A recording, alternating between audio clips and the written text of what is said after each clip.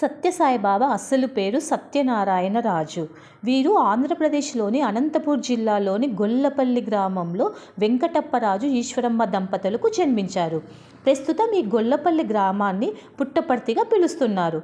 వెంకటప్పరాజు ఈశ్వరమ్మ దంపతులు సత్యనారాయణ వ్రతం చేయటం ఫలితంగా ఈ బాబు పుట్టడంతో వాళ్ళు తనకి సత్యనారాయణ రాజు అని పేరు పెట్టారు. సత్యసాయిబాబా కారణంగా పుట్టపర్తి రూపురేఖలు మారిపోయాయి. స్కూల్స్, కాలేజెస్, మెడికల్ కాలేజెస్ ఎన్నో సేవలు అందిస్తున్నారు. ప్రజలకు నీటి సౌకర్యం కూడా కల్పించారు. ఈరోజు అనంతపురం జిల్లా మొత్తం నీటి కరువు తీరిందంటే అది సత్యసాయిబాబా వల్లనే. ఒక్కసారి పుట్టపర్తిలో ప్రశాంతి నిలయంలో హాస్పిటల్ చూస్తే ఆయన దేవుడు అని అనవచ్చు. అలాంటి సేవలు ఎన్నో అందించారు సత్యసాయిబాబా.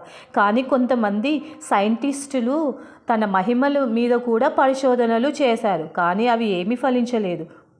ప్రశాంతి నిలయంలో చదివే చాలామంది పిల్లలు ఇప్పుడు చూస్తే చాలా పెద్ద పెద్ద స్థాయిలో ఉన్నారు.